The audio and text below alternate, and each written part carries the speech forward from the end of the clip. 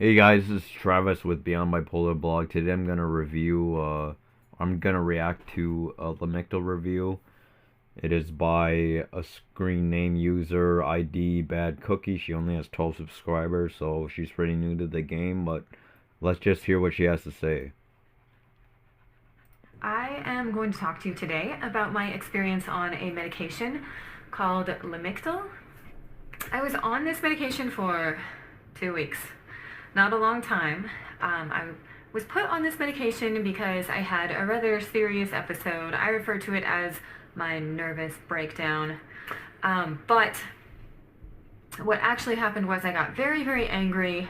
I said some things and threw some things, and I don't remember the incident. So it's kind of serious when you black out and don't remember something. I went to a psychologist the next day because I was still feeling pretty awful. And this psychologist asked me about my life and what had happened. And I spent half of our visit talking about myself, and she spent the next half of our visit convincing me that I need to be on medication. So, after this visit, I got a prescription for Lamictal, and the first week that I took it, I felt great. I felt so good, actually, that my mood was like one solid. I just want to say that with Lamictal, you gotta titrate up very slowly because, like I said in my previous video, my Lamictal review or my Lamictal experience has been very good from the beginning. However, since you have to titrate up slow because you can develop the Steven Johnson rash, which is a rash that can be deadly, it can kill you. I just want to say right off the bat that you're probably not going to experience that much change in a period of time because you do have to start at like 25 milligrams, and that you had to be on like for 2 to 3 weeks, and then you can titrate up to 50, 100, 150, 200, 300, 400, etc. I'm actually on 300, 150 milligrams twice daily, but I do take it all at night. And I just want you guys to know she might be experiencing something that's not normal. You really wouldn't experience a good feeling like that over maybe a week or so. Usually it would take much longer than that. For me, like I said, I've been on it a while. From the beginning, I didn't really have much effect, but over time, I did experience the effect of less suicidal ideations, more stability of mood. It is noted that I guess with Lamictal, it doesn't treat the the mania; it only treats the depression. But for me, I think the rash decision making, the obsessive compulsiveness, the impatientness, or the problems with dealing with excessive emotions, I felt like I have been able to control that regardless of the Lamictal on it or off. I still feel that what this girl experienced is pretty rare, so let's continue to get to it. She did say something that the therapist did convince her that she has to be on medications. That's the only way to treat things. I want to say this, that for me, like I said before in previous videos, I feel like in the long run, medications has done better for me than being without medications. I've been on several medications or without medications for a few years, and I was at my worst possibly.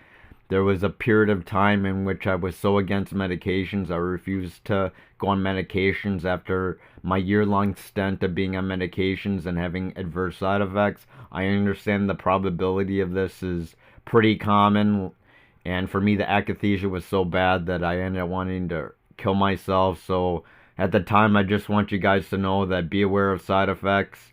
It's gonna suck, but in the long run, if you continue to pursue the route of medications, you will find the right one. Like I said before, I've been on 30 different medications, so it does take some time. I've been on medications regularly since 2014, so that was 7 years. So I want you guys to know this period is still being monitored, and I'm still having some maintenance periods with it, with my medications. And I want you guys to know this is a lifelong progression that you guys have to be aware of. Stable line. I remember sitting in the backyard with my kids. I had two kids at the time. One was 3 and the other was 1 year old. And I watched them and I was perfectly content. And I had this thought. I thought to myself, one of them could get hit by a car right now, and I probably wouldn't even care. And that didn't even send up a red flag for me. I was so content that I thought, well, okay, great. I'm just going to keep living like this. So that was week 1. And then I developed a rash on my legs. Now, my psychologist had told me, this lady that I'd only seen one time, she had told me, if you get a rash, that is a serious side effect. You need to get off this medication. But unfortunately, my mood was so incredibly stable that I didn't care about the rash. No red flags went up when I... You know, I hate to say this, it's probably the worst decisions you could ever make. It's a rash that can definitely kill you. I've actually had a few scares on it. When I had the rash initially, I thought it was the Steven Johnson rash, which it is called, but it ended up being a fungal infection because I was in a shared bathroom at an IRTS, which is a group home I was in because I was pretty suicidal and I needed some more stability in a group home with a nurse and many other classes or DBT therapies that they had for groups. And long story short, it ended up being just a fungal rash. I can't remember the exact name of it, but it was not the Steven Johnson rash. And maybe as close to last year, I had another rash develop, but that ended up being more or less of a reaction to some type of allergy. And that ended up, though I went to the doctor, it went away after I was on Benadryl. So that's one of the things you can check after a day. I do recommend seeing a doctor if you develop a rash regardless. But for me, I've had a few rashes and it ended up being the Steven Johnson rash. It will be apparent if you go increase on the Lamictal too quick, you can develop the rash, which is something that you don't want to do. You want to start up slow, and that's the whole reason why you got to titrate up slow, because you can develop something very serious in the end, and it could kill you. So, with that, let's continue to say what she has to say. Saw this rash developing around my ankles. I totally ignored it, and I had no bad feelings about it. And then 5 days went by where I had this rash, and I didn't care one way or the other. And then I finally stopped sleeping. I was laying in bed one night, and I laid there almost the entire night without sleep. I slept for 2 hours that night, and I didn't care. Once again, I laid in bed, not sleeping, and I thought, this is great. I feel fine. And then went through my day feeling fine. I thought, tomorrow night I'll sleep, I'll be fine. The next night I laid down, and I didn't sleep again. That night, I actually got frustrated. For the first time in 2 weeks, I got frustrated, and I only slept 1 hour. That's it.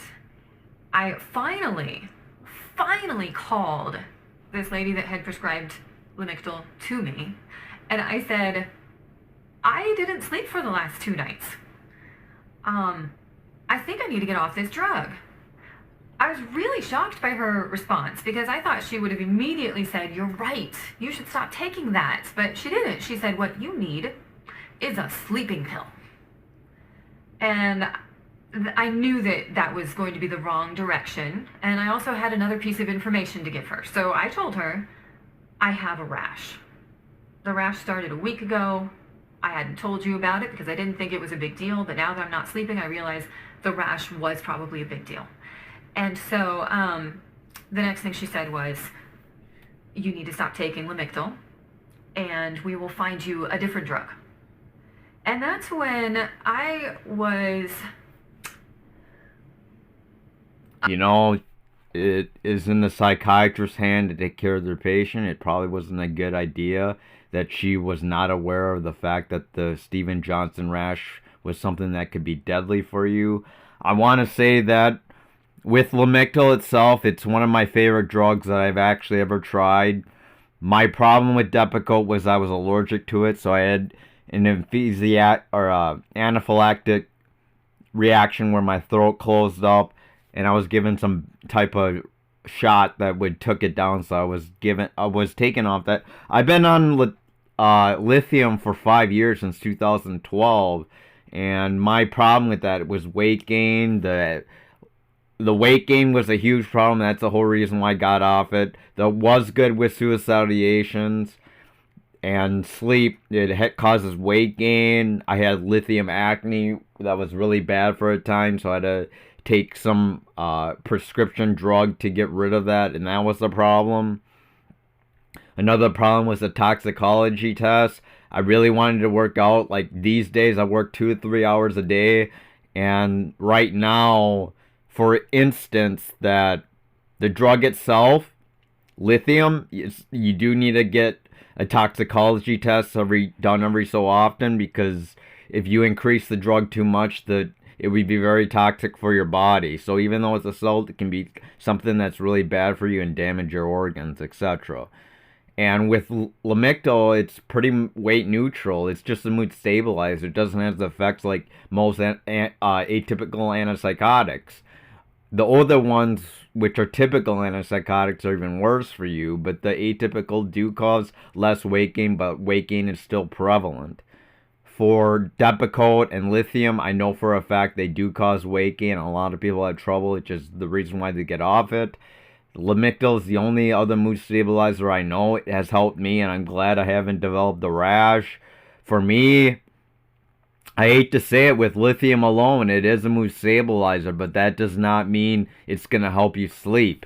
You will have to be on an antipsychotic because they have a tendency to be causing a lot of somnolence or sleep patterns, or not sleep patterns. It would cause like increased sleep, the increased need to sleep. So with that, you should be able to get a nice clean sleep with mood stabilizer plus an antipsychotic. Latuda is very good with that, but I've done several videos on that. Latuda has been very good for sleep and bipolar depression and other facts like suicidal ideation. But let's continue to finish this short video. Ornery enough to say, no, I'm not going to take any more drugs. We're going to handle this old school. And I said, I want you to counsel me just like you would counsel somebody if you had no drugs available. And she did. She agreed to do that. And I'm very lucky that she agreed to do that. It worked for me. That was my experience, that after having a nervous breakdown, I was able to go through counseling without drugs beyond that 2 weeks on Lamictal. And I did fine. I learned coping techniques. I learned how to control my own mood a little bit better. Some things that I could do that would elevate my mood. Some things that I could do to escape the stress that was involved with my life at the time, having a 1-year-old and a 3-year-old. Believe it or not, that can be stressful. Some of you guys know exactly what I'm talking about. So, that's my experience. I would love to hear your experience, so please comment or like and subscribe, and that's all. Like I said, I'm a big proponent of medication, but there's a lot of people that experience so much suicidal effects or so impatient that they want to try something different, like the holistic way. And DBT therapy, there's nothing wrong with that. I've had a lot of those types of courses, or not courses, or mindfulness practices, or other type of therapies that have improved my lifestyle. But in the long run, the depression and suicide ideations were so bad that I couldn't mask the bad feelings anymore. And that's the whole reason why I continued to take medications. And primarily is because my bipolar was so bad. It was a chemical imbalance, that the anger, the rampant stages between depression and mania, the poor choices I was making, the spending that I was doing. It was very problematic, and I'm for certain, for me, the medications helped me a bunch. Now, for those that haven't tried much medications and want to go the therapy route, like in the beginning, I did say I was reluctant on meds, but I've been off it for 2 years, and I got in a really bad position where I was so suicidal and so had a psychotic diagnosis for psychosis NOS that it got so bad that I ended up putting myself back on medications, not by myself, but with the psychiatrist in the hospital, and I've been better since then. But if you guys are interested in therapy, I do recommend dialectical behavioral therapy. It focuses on mindfulness, it focuses on the present, it focuses on distraction, things that you can do to help cope with life. And if you have trouble coping with life, there's nothing wrong with going the DBT route. There's nothing wrong with going the therapy route. They should help benefit you with coping mechanisms. But at the end, if you've been like 2 to 3 years with having failed attempts with DBT and individual therapy, or even group therapy, I still recommend medications. I've tried 30 different medications until I found the right one for me. It was not an easy path because I had 7 hospitalizations for 1 suicidal attempt and 6 other suicidal ideations that were really, really bad for me, and my life was just terrible, and I didn't want to live anymore, and that's the whole reason why I decided to put myself back on medications, because it has helped ease a lot of that torment that I was in. And like I said before, I'm glad that this lady found a reasonable way to keep on living, maintaining her lifestyle, maintaining her mental health, and I'm glad she found the way to cope with it through therapy. And I'm sure some people might be able to do fine with therapy alone. Some might people be able to do fine with meds alone. For me, because of my lifestyle choices, I'm able to find medications alone to be something of benefit. I haven't been in the hospital for 4 years. I haven't been in a group home since 2015, which was 6 years. I haven't had issues with like DBT for 6 years. I see my psychiatrist very rarely, like once a year, so I'm doing that. And I don't have individual therapy for 3 years, 2 to 3 years right now. So I also had an ILS worker, which is an independent living skill worker that would see me every week. I don't even do that for a year and a half. And though I have a caddy waiver, that's something that you might want to see. There's also an arms worker. I haven't had that for like 6 years as well, which is also for benefit for some people. I recommend you guys to look in all of these: ILS, independent living skills worker, adult rehabilitated mental health service worker. They are more mental health related and can visit you maybe once a week or whatever state you in. The ILS workers are for more skilled behavior or like routines that you need to get done on a weekly basis. So guys, let's just look at the comments. I just want to see what they say. Like, did you titrate up slowly? That is something that you guys have to realize. And yes, Lamictal is dangerous if you do get the rash as stated, but it may cause insomnia. Like I said, it doesn't treat mania. It only treats the depression. So if you want to be more stable, I recommend an antipsychotic, but they do cause weight gain.